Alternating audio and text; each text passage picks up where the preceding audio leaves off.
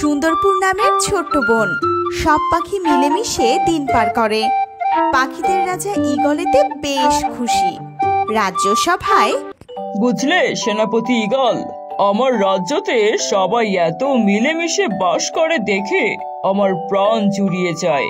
মহারাজ ভুল বলেননি, একজন কিন্তু কয়েকদিন পর পর শান্তি নষ্ট করে থাকে। কার কথা বলছো সেনাপতি?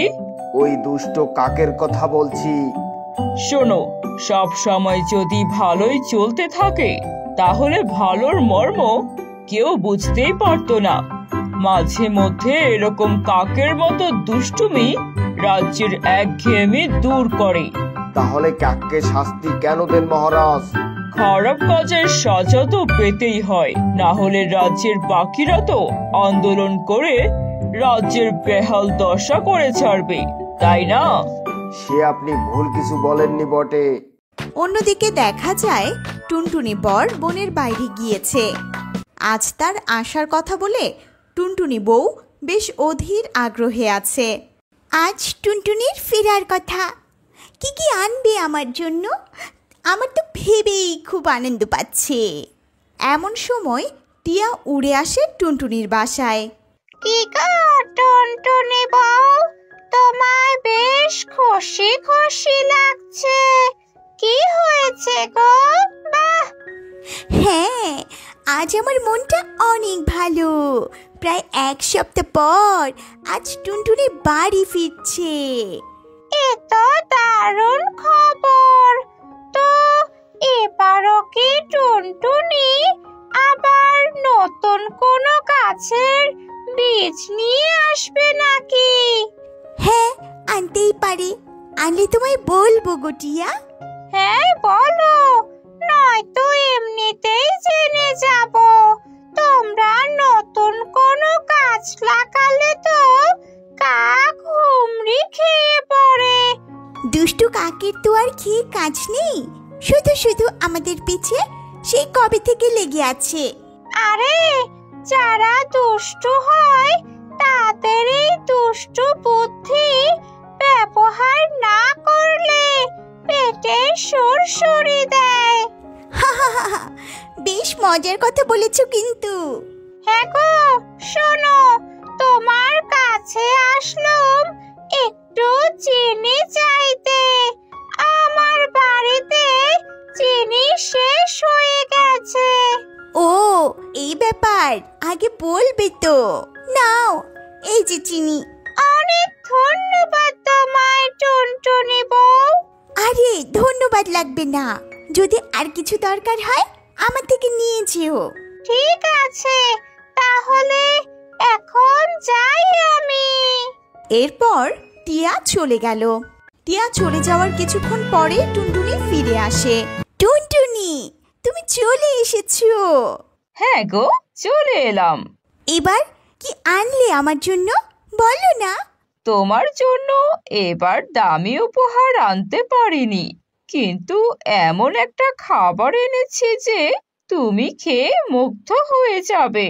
কিছুই আনোনি? আরে রাগ করো না। এরপর টুনটুনি ব্যাগ থেকে একটা বাটি বের করে। এটা কি? তুমি একটু খেয়ে দেখো। আচ্ছা ঠিক আছে। এটা কি গো টুনটুনি, এত মজা? তোমাকে বলেছিলাম না, এটা অনেক মজার একটা খাবার। এটার নাম গাজরের হালুয়া। এটা তুমি কোথায় পেলে? ঘুরতে ঘুরতে আমার এক বন্ধুর সাথে দেখা হয়ে গেল। এরপর তার বাসায় যাওয়ার পর আমাকে এই হালুয়া খেতে দিল।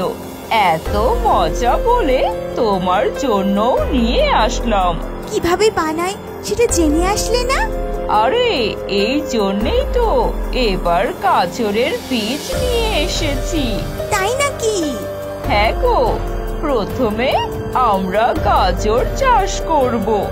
গাজর চাষ করে গাজরও বিক্রি করব, আর গাজরের হালুয়া করে হালুয়াও বিক্রি করব।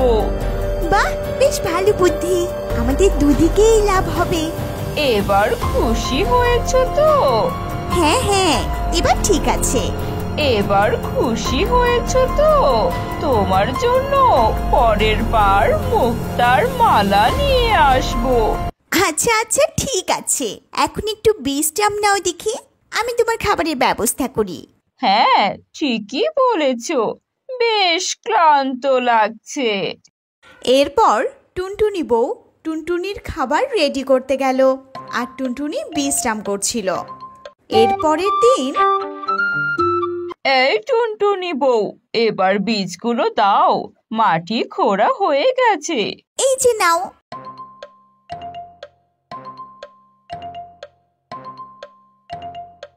যাক, এবার বীজ বোনা শেষ, কিছুদিনের মধ্যেই গাজর হবে। বেশ ভালো হবে। এরপর আমি আর তুমি মিলে আবার বাজারে নতুন সবজি গাজর বিক্রি করব। হ্যাঁ হ্যাঁ, ঠিক বলেছো একদম। কিছুদিন পরে বাগানে যে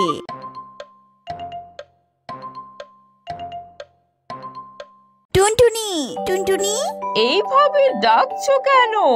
দেখো তুমি গাজর হয়ে গেছে। আরে হ্যাঁ তো, আজই তো বাজারে নিয়ে বিক্রি করা যাবে। হ্যাঁ, তুমি তাহলে কিছু গাজর আমার কাছে দিয়ে যেও, আমি হালুয়া করে রাখবনি। হ্যাঁ, একটু বেশি করেই হালুয়া কইরো, এবার রাজাকেও কিছুটা দিয়ে আসবো। কাক টুনটুনি দম্পতির কথা লুকিয়ে লুকিয়ে শুনছিল, কিন্তু টুনটুনি বউ সেটা লক্ষ্য করে ফেলে। হ্যাঁ, আমি ভাবছি কাককেও দেব, আর টিয়া তো আমার অনেক কাছের বন্ধু, তাকেও দেব। ঠিক আছে, চলো গাজরগুলো একে একে তুলে ফেলি। টুনটুনি দম্পতি একে একে গাজরগুলো তুলে ফেললো। তাদের এই কথাগুলো কাক দূর থেকেই সব শুনছিল। আমাকে টুনটুনিরা গাজর দেবে, আর কিনা আমি ওদের বাগানে ক্ষতি করতে এসেছি? না, এই কাজটা আমার উচিত হয়নি। কাক সেখান থেকে উড়ে চলে যায়। কাক নিজের ভুল বুঝতে পেরে চলে গেল। দেখলে টুনটুনি?